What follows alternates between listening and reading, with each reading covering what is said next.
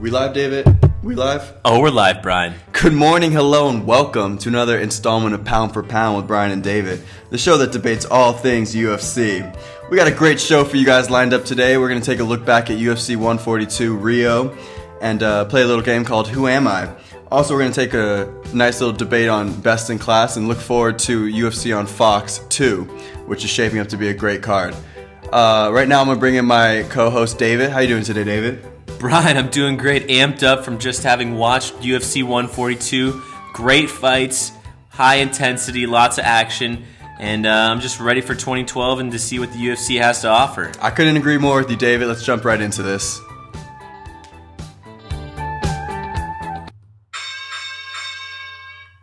As you said, David, UFC 142 Rio was another terrific event that UFC put on. Rio, the crowd, the arena seemed to be electrified tonight. But let's run down the main card and look at some of these fights. There was some controversial finishes and a lot of quick finishes. Not many fights saw the second round. First up was Edson Barboza versus Terry Etten. What do you think? This fight was it was kind of a chess match to begin with. Barboza was throwing those front leg kicks to try and slow down Etten. Etten was going down for some takedowns, but got slowed down because of those leg kicks. And they were just trying to kind of outpoint each other for the first 2.5 rounds. And then all of a sudden, out of nowhere, you got this spinning back kick from Barboza that just sends Etten to the ground. And the place erupted. It was obviously the best knockout of 2012 so far, but it was one of the best head kick knockouts we've seen in a long time. I couldn't agree more with you. Terry Etten looked like he was kind of struggling to find his groove tonight. He seemed uncomfortable, and I think a lot had to do with those leg kicks he was receiving. He just couldn't get his comfort zone, couldn't find his distance, and as a result, he was taking some shots and eventually got caught with the kick heard around the world. That kick was amazing. As Joe said during the broadcast, it was just one of the best kicks he's seen probably in MMA. That rivals the Anderson Silva front kick to the face of Vitor Belfort of 2011. And this one will definitely be up on YouTube and be played for many, many years to come, as it probably was the best kick in the UFC ever. Going on to the next fight, though, we had some controversy in Eric Silva versus Carlo Prater, which seemed to be a quick finish for Eric Silva. Quickly met controversy when ref Yamasaki stepped in and actually called it a DQ and DQ'd Eric Silva for strikes to the back of the head. What do you think about that? It was very interesting at first. You see this a lot. You see whenever someone gets rocked. In this case, Prater got rocked by Silva, was down on the ground, and Silva was throwing those hammer fists. And you see it a lot. You see that kind of motion, and there seems to be like side of the head, back of the head. And nothing is really thought about that. You sometimes get a warning, watch the back of the head. But Prater was out from the initial blow pretty much, and the hammer fist to the side of the head, punches to the side of the head, into the back of the head was just icing on the cake, it seemed like, because he had this fight in hand. And it was just unfortunate to see in the replay. I will agree that there were some shots to the back of the head. And, in the moment, the referee has to do what he thinks is best. And in this case, what he thought was best was to call it a DQ. And, I'm going to have to agree with him on this. I did see shots to the back of the head, although it was a decisive DQ victory for Eric Silva. He put on a great performance, quick, short, and extremely decisive. I think you mean DQ loss for Eric Silva. But no, I couldn't agree more. The ref's job is to make split-second decisions that could really affect a fight, win or loss, especially when it comes down to a TKO or a knockout. We see this so many times when a fighter has somebody hurt. He just repeatedly gives hammer fists to the head, and as the fighter on the bottom is struggling to kind of survive and get back to position, he rolls around, changes positions, and subsequently he's going to get hit in the back of the head. I have to strongly disagree with Mario Yamasaki's decision to DQ him for the simple fact that the strike that put him out, that really hurt him, was not an illegal blow. And as a result, he was out. The guy was out. You saw his arms go limp, and his follow-up punches, his follow-up hammer fist to the side of the head. Yeah, 1 or 2 got in there, but we see this so many times as a guy tries to fight for position, and he was out. It was legal, and unfortunately for Eric Silva, he goes home with a DQ loss. But I think we all know that he won that fight. And, watching him on the main card, I think that's going to bring a lot of notoriety and popularity to him. I think he has nowhere to go but up from here. He has a bright future ahead of him. And to be honest, Eric Silva is going to be around and he's going to come back. And I strongly believe that we're going to be talking about him again very soon. That's exactly right, Brian. And now looking at the third fight on this card, Rusamal Palhares versus Mike Macenzio. It was also another quick fight where Palhares defeated Macenzio via heel hook in the first round, 1 minute in. And, it wasn't a surprise. This guy likes to come out, put people on the ground, let them come into his guard, and look for a heel or look for a knee and just try and submit him that way. What do you think about this fight? I couldn't agree more. You said it wasn't no surprise. And for that, I think we all know Rusmar Palhares, whether you're a fighter or whether it's just a fight fan, that he's very famous. He's very talented and skilled at getting and locking in heel hooks. And so I can't believe that Mike Macenzio didn't have a better game plan to avoid the takedown or even avoid getting pulled into his guard, because we know he's going to go hunting for that heel. And for Mike Macenzio to just come out and fresh in the round one, and fall victim to a heel hook and yet another heel hook by Rusmar Palhares is just unbelievable. And so I'm very disappointed with Mike Macenzio and his performance. But again, I can't say anything but good things about Rusmar Palhares, who shows yet again he's such a great grappler and jiu-jitsu expert, especially with sinking in that heel hook. I completely agree. It's like, what I'm going to do. Now come out here and beat me while I try and do it. And, Palhares just proved that he could do it and impose his will. It was pretty entertaining to watch. And now, do I get this right? There's a 197 bout on the card, Brian, or what am I reading here? I think you're talking about the catch weight at 197 that was put at that during possibly the weigh-in on Friday. But as we all know by now, there's a lot of controversy surrounding the Vitor Belfort and Anthony Johnson fight. Anthony Johnson missed weight by somewhere around 11 pounds on weigh-in day, and completely unprofessional, as Dana White has already stated. But just another example of Anthony Johnson. I don't know what's going on in his camp, but he's just not able to control his weight. He moved up from 170 to 185 to try and fix the problem of missing weight. He's done it twice before at 170, and now he's done it again. And I'm not talking about a few pounds. We're talking about 11 pounds here that he missed weight by. But that being that it may, Vitor stepped up to the plate. He said, I'm still going to take this fight. I'm down in Rio, in my home country. I want to put on a fight for the fans. Who knows when he's going to get a great opportunity like this again.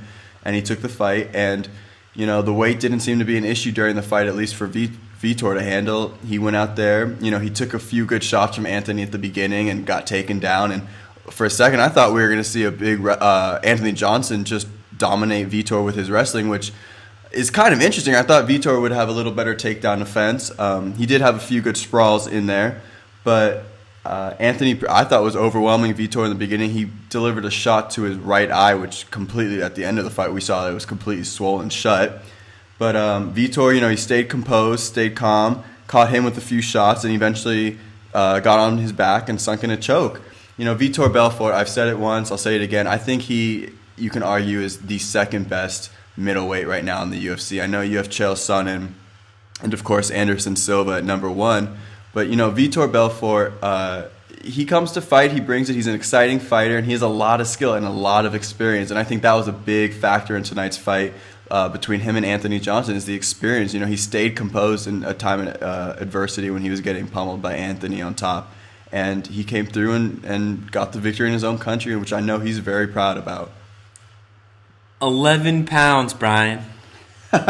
11 pounds. How does someone who moves up to a higher weight class, 170 to 185, miss their weight by 11 pounds? I think you should call Mike Dolce or something. Get this guy on the Dolce diet. You're right. It's unfathomable for me, because this guy wasn't making it at 170. He moves up to 185. You're going to think, okay, he's still going to be a big 185er, but at least he's got 15 extra pounds to deal with, and he still comes in 15 or 11 pounds overweight. It's just unbelievable, and it's just a testament to how great Vitor Belfort is. Man of character, That's true, yep. accepts the fight still, and not only accepts the fight, but defeats Anthony Johnson.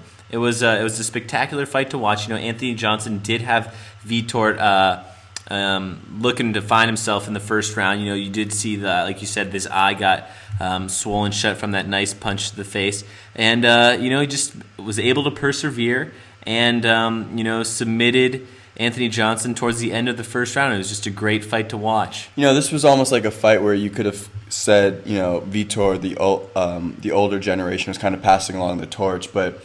Anthony, I think it just comes down to experience again. Vitor has experience. He's been in almost every situation you can think of for fighting for so long. And we saw that. And Anthony, if you're listening, we love you. I think he's a great talent, and he's going to be around for a long time.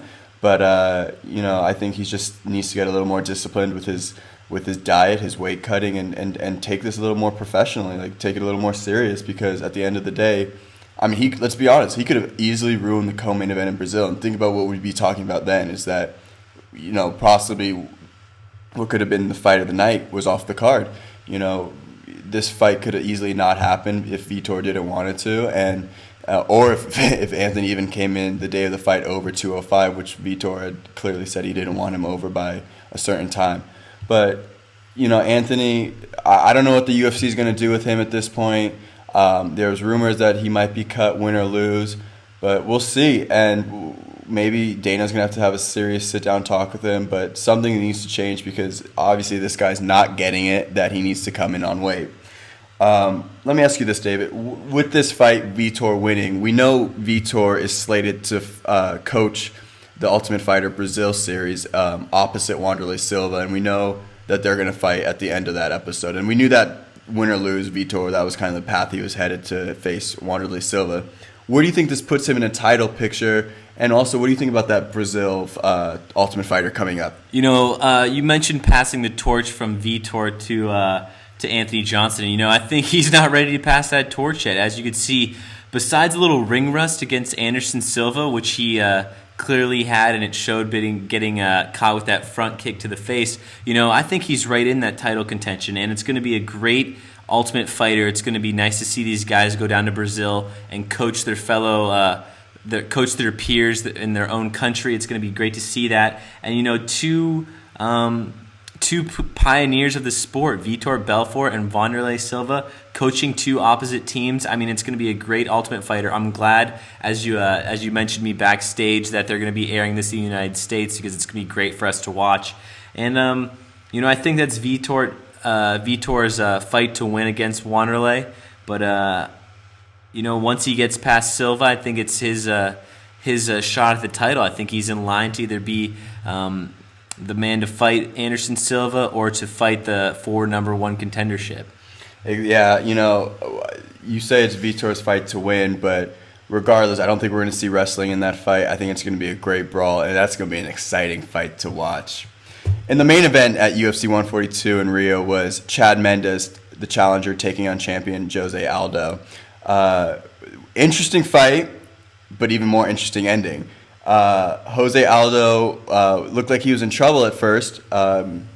He was actually, I think, controlling the fight with some kicks. But then, he got Chad Mendes finally got a hold of him, put him up against the cage, and it looked like he was going to almost end the round there. But he somehow spun out of Chad Mendes' grip and out of left field delivers a knee to Chad Mendes, sending him backwards and following up with a punch as the bell rings, knocking him out and having the ref call the fight at the 4-minute 59-second mark. So, and then obviously followed up by crazy antics after the fight by running out of the cage and into the crowd and almost inciting a riot. Something we've never seen before, but I'm not gonna lie, I actually liked that. I liked seeing him run into it. It just created another dimension of excitement and just unexpected what was gonna happen next. But what did you think of the fight? Where else in sport do you see this? It was absolutely incredible. Chad Mendes having Jose Aldo pinned up against the cage. Jose, with his elusiveness, spins out of the hold and just rocks Chad with that knee to the face, and then just follows that up with a punch right on the button while Mendes is on the ground, and it's just unbelievable. The stoppage was correct, and the celebration was just absolutely wild. It was spectacular to see him just go into the crowd and just share in the jubilation of with the crowd, and just see the excitement and the happiness that he had for winning and for winning in Brazil. And it was just the cherry on top of a fantastic card where, might I add, all the fighters on the main card who won were from Brazil, and it was a great card, and I couldn't have been happier to watch, and it was absolutely amazing. I mean, Jose Aldo definitely proved that he is up there in the pound-for-pound rankings. I mean, Anderson Silva's gone as far to say that if Jose Aldo was in the middleweight division, he'd have to retire. This kid is just climbing the ranks. He's young. He has such a bright future ahead of him. And what I thought was going to be his toughest test against Chad Mendes, an undefeated Chad Mendes coming in, I thought Chad Mendes was going to dominate him with his wrestling. I mean, Jose Aldo just made, I hate to say it, but he kind of made it look a little easy. Nonetheless, it was a great fight and a great win for Jose Aldo. And I sure wouldn't want to be Joe Silva trying to find another guy to fight Jose Aldo. Yeah. So, it was a great night of fights, another historic night for UFC in Rio. And I think they'll be looking to go back as soon as they can. For round 2, we're trying out a new game called Who Am I? Dave and I will roleplay that we are either UFC management or UFC fighters, put in positions, and give our responses on how we feel they would respond in the same circumstance. Brian, who am I? David, you're Joe Silva, and with the UFC on Fox coming up in a few weeks, headlined by Rashad Evans and Phil Davis, a lot of interesting things are going to come into play with whoever wins that fight. You're going to be forced to answer the question, who do you give the next title shot to at light heavyweight? The dynamic of the light heavyweight division is just unbelievable right now. If Rashad Evans beats Phil Davis, then the clear answer is you got to give him the fight. It's the fight people want to see. There's been a lot of trash talk between Rashad and John Jones, and that fight deserves to happen. It was supposed to be in the works for a while now. Both fighters got injured, got re-injured, and they just haven't been able to meet up. That's the fight that people want to see, and I think Rashad Evans deserves that fight if he wins.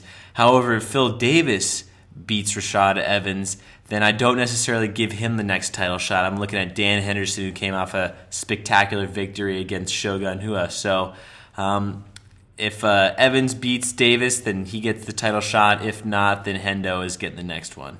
I actually am going to have to agree with you on this one, David. I think Rashad Evans has been put through the ringer. He's answered every test he's been given, and he's met unfortunate circumstances with a lot of different injuries, but he is definitely the rightful number one contender, and just with a win at UFC on Fox, he'll solidify that, and ultimately we get to see the showdown between former training partners John Jones and Rashad Evans.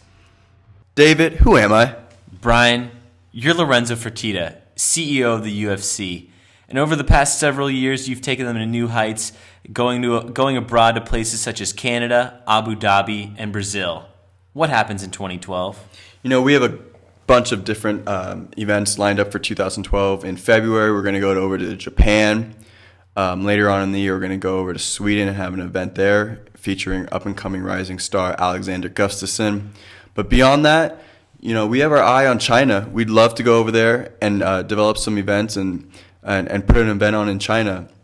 I think that's a great market for us. It's a market that we already have a lot of Chinese fighters in the UFC, and we feature them. And I know they're going to be excited to want to fight in their home country.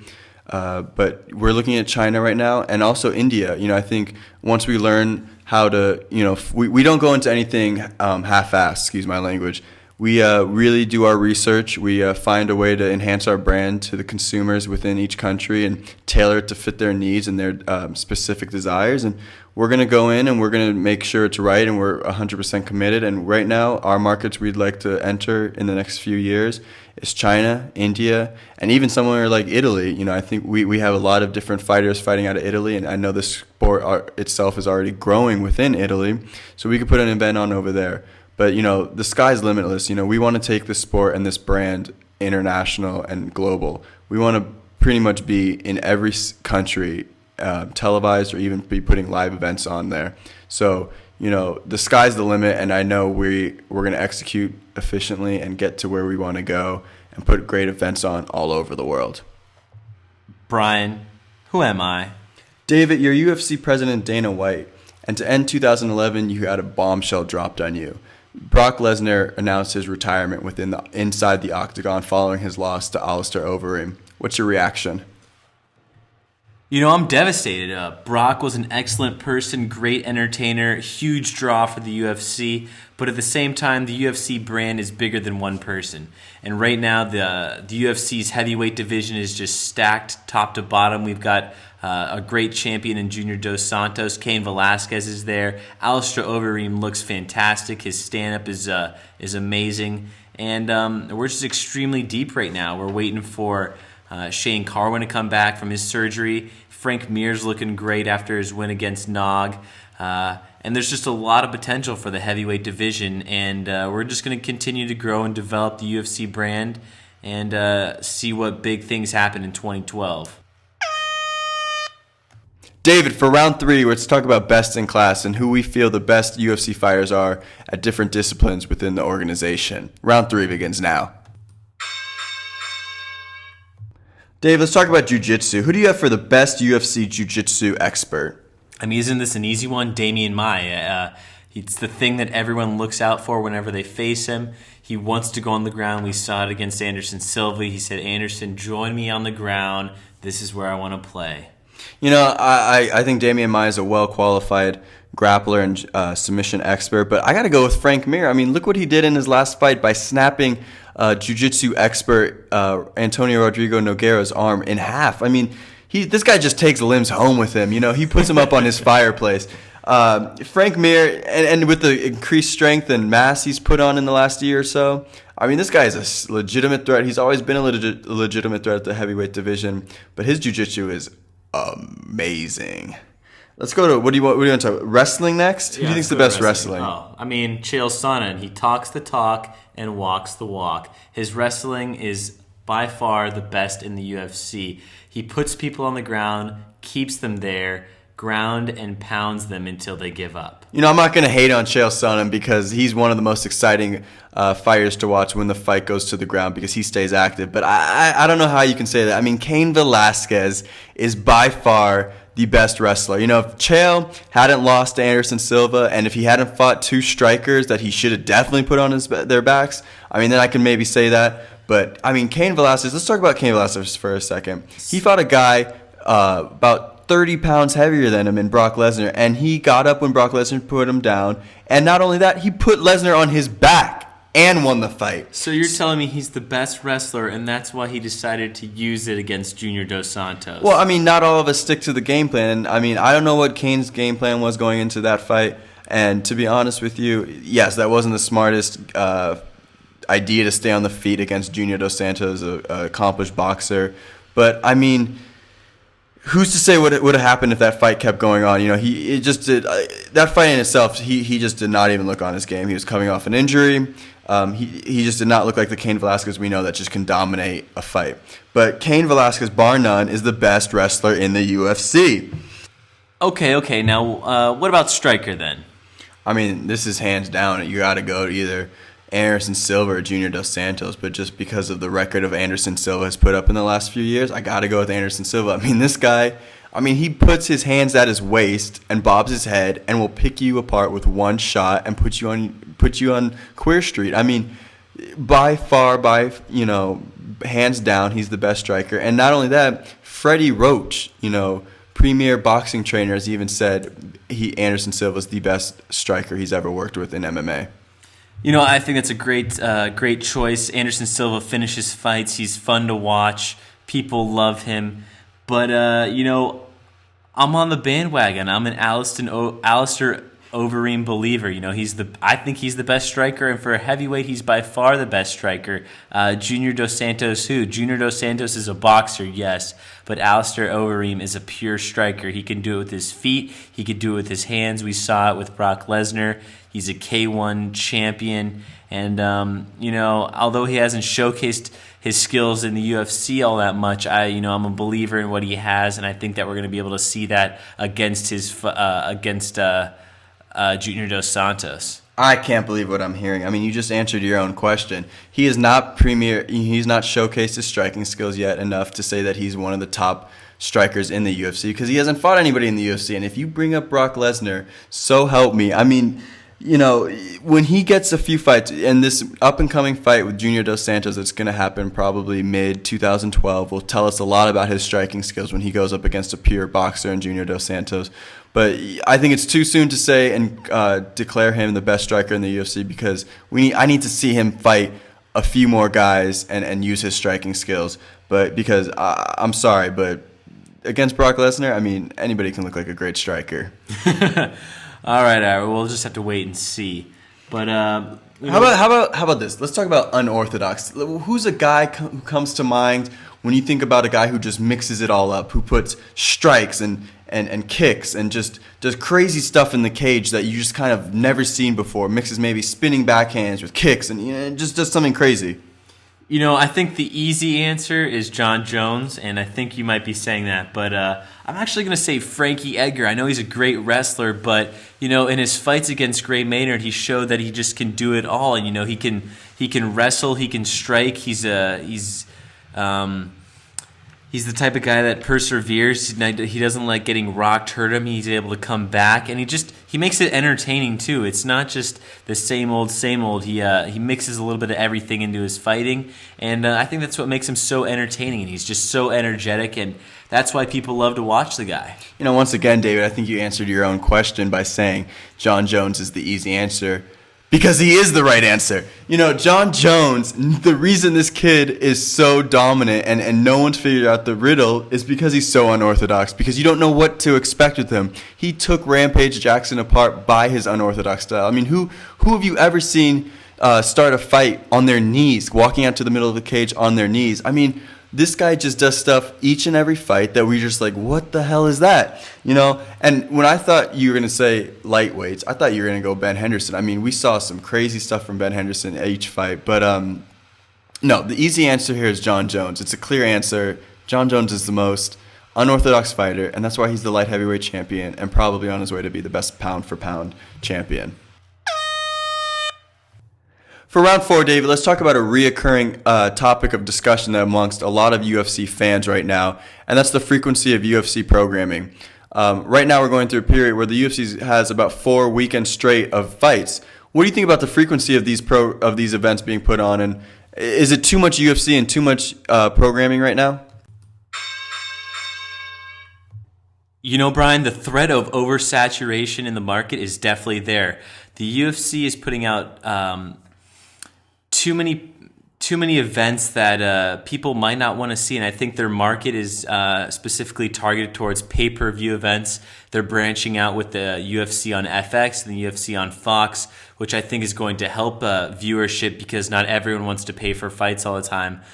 But by putting on 4 events in 4 weeks, there is the possibility that people might get old and might not watch these fights because their favorite fighters aren't fighting in them, which could be the possibility. And like I said, I think the main thing is that if there are more pay-per-view events, people just aren't as willing to continue to buy them if there's just so many of them. They don't necessarily want to see every pay-per-view event that's going to happen. Normally I would agree with you. I think a trend in any fighting organization and watching any kind of fights is that fans pick their favorite fighters, and they're going to really kind of just pay attention when they're fighting or their name comes up. In this case, I think it's a little different because the UFC does something brilliantly that not boxing, not really any other promotion does. And they build up the background stories and awareness of each fighter as they rise through the ranks. So when you go into a fight, more times than not, you're going to know about the fighter, about his training regimen, about his background, about his life story going into the fight, which draws interest. And these fighters, I think, are doing something brilliant, and they're learning how to sell fights. And maybe that means, they have fake tension or fake conflict they put on in front of the cameras and when a microphone's put in front of them. But at the end of the day, we as a public love tension. When there's conflict and trash talking, we buy into that. And yeah, pay-per-views right now, they run you about $50, $60 depending on what cable network you have. But people are going to find ways to watch these fights. And, just like the NBA, just like baseball, Major League Baseball, who put on a lot of different games that you can argue the seasons could be shortened. The fights are interesting. There's always something new. And even fights that you've already seen, sometimes you want to rewatch them just because of the interest and just because of your passion for the sport or your passion for the certain fighter. So as the UFC develops these fighters and commercializes them and brings them to the general public, I think interest will increase to where you don't even just have one favorite fighter, but you might have a favorite fighter in each different weight class. And so that's brilliant marketing and PR work by the UFC. And to be honest with you, people, like I said, are going to find a way to watch these fights. If that's going to a bar, if that's inviting friends over and all putting in on a pizza and the fight and buying and splitting the pay-per-view, they're going to find ways to watch the fight, especially when interest is generated. So you can have Anderson Silva fighting one week, you can have GSP fighting a few months later, and fill it in with some FX and some Fuel TV fights. And I guarantee the ratings are going to be through the roof because of the way they market it and the way their PR team works. I think the one saving grace is the UFC having this Fox contract and being on FX as well. The free content, I think, is what is very important, and marketing themselves through that. And although there is times of the year where there may be 4 UFC events in a row each weekend, and it's hard for them to kind of develop those fighters, but they pick out certain fights throughout the year and have the countdown in the UFC primetime and just market those fights especially well, and then kind of let the free content on the FX and UFC on Fox speak for themselves. And actually UFC on Fox would be a great time for them to market themselves, to try and sell themselves to those people that are not avid fans of the UFC, but have marginal interest and want to get involved and start watching it. But I definitely think the free content is the way for them to go.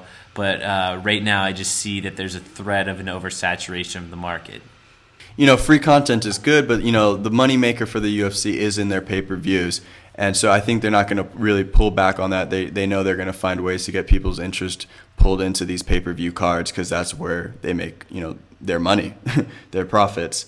And just as a side note, on January 1st, speaking of free content, when the UFC's and Fox partnership came in, I guess the contracts came into play, they had a 24-hour, event programming on Fuel TV, and the ratings were through the roof. So we know, this is a growing sport, and it's the fastest growing sport in the world. And it's just going to draw people not only nationally here in the U.S., but globally. So this sport has it has so much further to go, and you're talking about huge numbers in the future for pay-per-view. So I think they're going to be just fine. And as a fan, as a diehard fan, I can't complain. I love being able to say, "There's a UFC fight this weekend. I know what I'm doing." So I think 2012 is going to bring a lot more fights, and beyond that, I think we're going to see fights almost every weekend. And I don't think people are going to get tired of it because as the years go on, we're going to have more and more fighters, talented fighters, who are going to come up and be able to put on good performances and make fight cards more frequent. So we'll see, but I think these guys have got it right so far, meaning the UFC, and they know what they're doing. These guys are smart guys, and we will definitely see UFC mass produced in the years to come.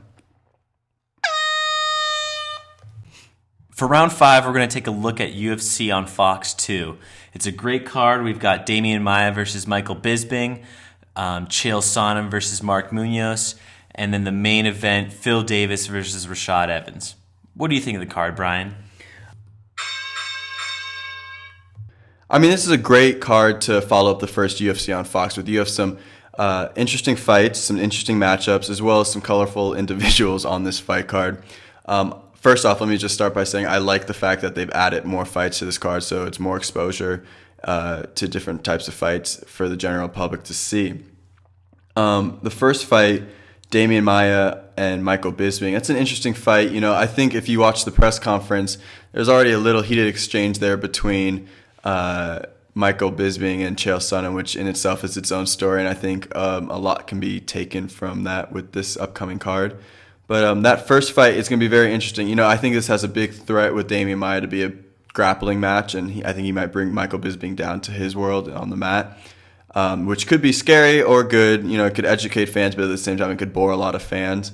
So that's the dangerous part about having a grappler on such a massive card like this. This co-main event, Mark Munoz versus Chael Sonnen, like we both know, these guys are both great at wrestling. So, I mean, this is obviously going to go to the ground at some point.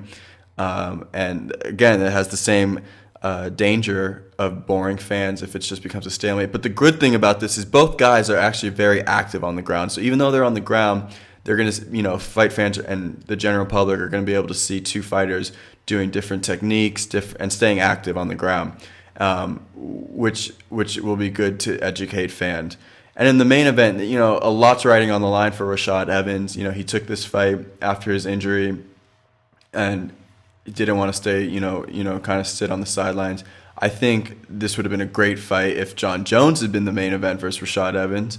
But that being said, you know, Phil Davis is a credible opponent. He's a great wrestler. He brings a lot to the cage. But, you know, Rashad's going to have a lot of experience on him, and this is going to be a big night. And I don't know how Phil Davis is going to respond to the pressure of having such a big, being the main event on such a big card in terms of being on Fox. So we'll see. But, you know, Rashad, this is a great fight. I think their wrestling nullifies each other, so I think this is actually going to stay on the feet, and I think on the feet, Rashad Evans has the edge. You know, I think this is a great second card for the UFC on Fox. Damian Maia, Michael Bisping is an interesting matchup. Like you said, you've got one jiu-jitsu practitioner and the other is a stand-up boxer. And it should just be pretty interesting. Bisping has great boxing, and I think he's a little underrated overall as a fighter. But Damian Maia has Brazilian Jiu-Jitsu second to none, so it'll be interesting to see who will control this fight and keep it in their world. Will Maia be able to take Bisping to the ground, or will Bisping be able to, stand on his feet and pick apart Damian Maia? It's going to be very interesting. Oh, hold up, wait. You think Michael Bisping is an underrated fighter? I think he is an underrated fighter, yes. I find that hard to believe. I mean, I'm not saying he's a bad fighter. He's definitely up there in the middleweight division. But, I mean, underrated, I think we see him for what he is. I mean, he had a decent performance in his last fight against Jason Mayhem Miller. But it's a different time, different place for this. But, yes, he's an underrated fighter, I do believe. Second, the co-main event on this card is Chael Sonnen versus Mark Munoz. I think Brian alluded to this earlier about the Phil Davis, Rashad Evans. Both Chael and Mark are both excellent wrestlers, and you know they might be able to nullify this and keep this on the ground. And if that's the case, I think Mark Munoz does have the edge on his feet. He has shown that his boxing has greatly improved since he's entered the UFC. But, Chael Sonnen has been able to take his opponents down and impose his will while they are on the ground. And, the main fight is great. Rashad Evans has huge title implications on the line, and I think that he's going to bring it against Phil Davis, who, has got nothing to lose. He wants to come out here, show the world who he is. This is great exposure for him. But at the same time, Rashad Evans knows what's at stake and knows that John Jones may be just right around the corner. I think John Jones is going to be paying a lot of attention to this fight and seeing who he could possibly be fighting next. And to be honest, I know we have to stay neutral, but I can't help but think how great of a fight that could be between Rashad Evans and John Jones, and facing off between two former training partners. But let's talk about fight predictions. I mean, let's talk about this first fight. Who do you like in this fight? I mean, I think it's kind of obvious. I'm a Michael Bisping believer. Like I said, I think he's a little bit underrated. So I see him beating Damian Maia. I actually see this going to a decision. I don't like Damian Maia's fighting style. I think he's going to be kind of elusive enough, almost to the point of Anderson Silva. I think he's going to, elude Bisping the way he did Anderson, and it's just going to be Bisping, getting technical points here and there with his stand-up, and we're going to see a 3-round decision. I'm going to completely disagree with you, man. Damian Maia is he's going to pull Michael Bisping down into his world, into his jiu-jitsu world, and we're going to see Michael Bisping go to sleep in this fight. I have Damian Maia winning by submission. I think it's going to be an interesting fight, but to say the least. But I think we're just going to see a grappler get the boxer to the ground and just completely outmaneuver him on the ground to get a spectacular finish. And Michael Bisping is not. I don't believe is underrated. He had in my opinion, a lackluster performance against Jason Mayhem Miller, who was completely gassed, and it still took Bisping a while to finish him. And the fight before that, when he fought Jorge Rivera, this guy, pretty much he won on an illegal knee to the head. So these aren't spectacular fights. I think we see him for who he is. He lost to Wanderlei Silva. He lost to Dan Henderson. He obviously. I don't think he shows up in the big moments, and this is going to be a very big moment, probably the biggest of his career, fighting on the UFC on Fox. And I don't think he's going to answer the bell. So I have Damian Maia winning via submission. Moving on to the co-main event, Chael Sonnen and Mark Munoz. Two fighters who are wrestlers. Who do you like? In this fight, I love Chael Sonnen. We saw him against Brian Stann. He was able to impose his will, take him to the ground. Granted, Brian Stann is a stand-up fighter, and Mark Munoz is a world-class wrestler, so it's going to be a little harder to take him down. But, Chael Sonnen has to prove me wrong, and until he does so, I believe he's going to take him to the ground and just impose his will on Mark Munoz and just beat him up. And I also see this going to a decision. Both fighters are great wrestlers. It's going to be very tough. They're going to get exhausted, but I think Chael is going to be better conditioned, ready to go, and just grind out a victory against Mark Munoz. I think this is going to be a very interesting chess match between two great wrestlers, but I have to agree with you. I think Chael is a little more versed, and I think he's just so determined at this point that he's not going to let anything deter him from getting back to the title fight against either Anderson Silva or what he now is saying, either possibly George St. Pierre or John Jones. This is, like I said, it's going to be a brilliant chess match. These are two great wrestlers. I think if one gets one down, he might easily pop back up and get the other guy down, and it might go back and forth for 3 rounds. Who knows? We'll just have to wait and see. But I think I have to agree with you. I like Chael in this fight, and I think he's going to bring it to Mark and eventually do enough on the ground to either beat him into a TKO and win the fight. Moving on to the main event, much anticipated light heavyweight battle between Phil Davis and Rashad Evans, two wrestlers as well. Who do you like? This one's easy. Rashad Evans, he wants it too bad, and he knows what's right beyond this. It's a title shot against John Jones. He's going to do whatever he can to beat Phil Davis. I love the Wonder, Mr. Wonderful, but I just feel like Phil Davis is a little too inexperienced. Rashad has been there. He's been the champ. He knows how to get back there, and he just wants to beat John Jones desperately, and I just don't see anything getting in his way. I don't know about if it's an easy pick, but I agree. Rashad Evans, like you said, for that reason, he wants John Jones bad, and I don't see Phil Davis bringing anything to the table that Rashad hasn't seen or that'll confuse him or really put him in any danger. I don't think Phil Davis's stand-up is on par, and I don't with Rashad Evans. And I don't think Phil Davis will be able to put Rashad in any positions that's going to be a real danger to Rashad with pretty much due to his experience. I think Rashad has seen everything, and he's going to be prepared for anywhere this fight goes. And truthfully, I believe Rashad is better at every aspect of the fight game than Phil Davis at this point in their careers. So it's going to be an interesting fight. Obviously, it's a fight. Anything can happen in a fight. And we'll just have to wait and see. But, this is a great opportunity for Phil Davis to really put himself in title contention and, get his name out there to the general public and show he's a legitimate threat at 205 But right now, just like you said, Rashad Evans is determined. He sees his former training partner holding that belt around his waist, and he wants it. He feels like it was unrightfully taken from him, and he feels John Jones has betrayed him. And so nothing's going to stop Rashad Evans at this point in getting his title shot back and putting a whooping on John Jones. So, I'm Rashad Evans, TKO. I agree. Rashad Evans, TKO, third round. Well, that does it with 5 rounds for pound with Brian and David. As it is customary at the end of each show, we're going to end with looking at our pound for pound rankings within one of the divisions within the UFC. And being that the UFC on Fox is only a few weeks away, let's take a look at the light heavyweight picture, as that event is headlined by 2 light heavyweights. David, what's your list 1 through 10 of pound for pound at light heavyweight? I mean, easy number 1. I think we could have both agreed. John Jones, number 1. Rashad Evans has just looked like the number 1 contender. I think he's going to prove it again, beating Phil Davis. Number 3, Dan Henderson, coming off a spectacular win against Shogun Rua. Rampage Jackson, I think he's about to bounce back, beat Ryan Bader in Japan. It should be a great fight.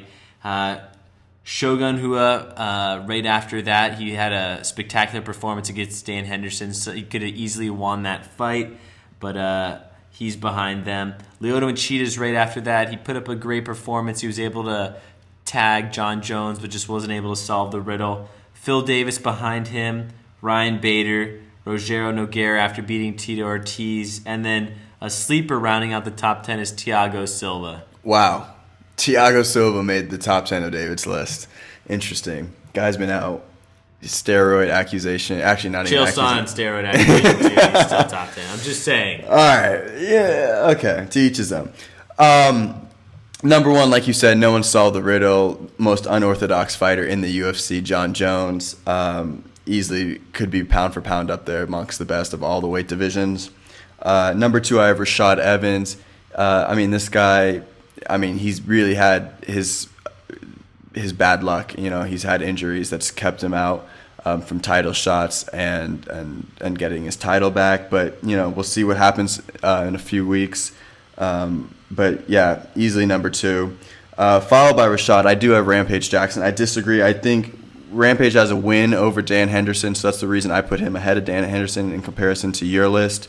I think Rampage is still just as strong. He has an interesting fight. I don't know why he exactly took that fight against Ryan Bader. I think he could have waited out for a little higher competition somewhere to kind of get back in the mix and get maybe a title shot in early 2013 with having a good year in 2012. Followed by Rampage, I do have Dan Henderson. This guy is defying age, just like Randy Couture. He has exciting fights. His last fight of the year, in my opinion, in 2011 against Shogun. He just put on another great performance. He had a win against Fedor in 2011. Some might say that's not that impressive, but Dan Henderson, great fighter, and right there in the mix for a title shot. Followed by Dan Henderson, we have Mauricio Shogun Rua. Lost his title in 2011, but he looks strong in the later rounds against Dan Henderson, and I'd love to see a rematch actually of that. Followed by Mauricio Shogun, I have Lyoto Machida. Like David said, he gave some problems to John Jones. It's the first time we really saw John Jones in trouble in that first round. He tagged and probably hit him harder than John Jones has ever been hit before. But once again, he fell victim to John Jones' unorthodox style. Behind Lyoto Machida, I have Phil Davis. Now, Phil Davis is getting a great shot at UFC on Fox and can really move up the rankings if he gets a win over Rashad. That obviously would be the biggest of his career. Following Phil Davis, I have Antonio Rogério Nogueira. Just got a big win over Tito. And I think he's catching his stride right now finally in the UFC. I think he's going to have a good 2012. Following Antonio Rogério Nogueira, I have Tito Ortiz, who, he's kind of in limbo. I know retirement's right around the corner for him, but I think he still has one good fight, and I know the fans definitely want to see him fight one more time. Tito's an exciting fighter, and definitely it's a love or hate relationship with the fans, but, I think the fans would love to see him fight one more time, and he definitely right now, with that win over Ryan Bader, put himself back up in the top 10. And closing out my top 10, I do have Ryan Bader. Ryan is looking at a fight in Japan against Rampage, and is a great opportunity for him to move up the rankings and try and bounce back after that big loss from John Jones earlier in 2011. And a loss to Tito Ortiz, but we'll see what happens. Ryan Bader, fun fighter to watch, and hopefully he can get a good streak going in 2012. David, you have any issues with my list? Yeah, obviously mine is better. Well, we'll have to have the fans decide that. Well, that does it for us here at Pound for Pound with Brian and David. Catch us next time as we review UFC on Fox and go another 5 rounds. Please check us out on Facebook and Twitter, and find a complete list of shows and fun photos on our website, themarkllc.com. David, you have anything else to say? Later days, and until next time, fight fans, keep your tips up. We're out.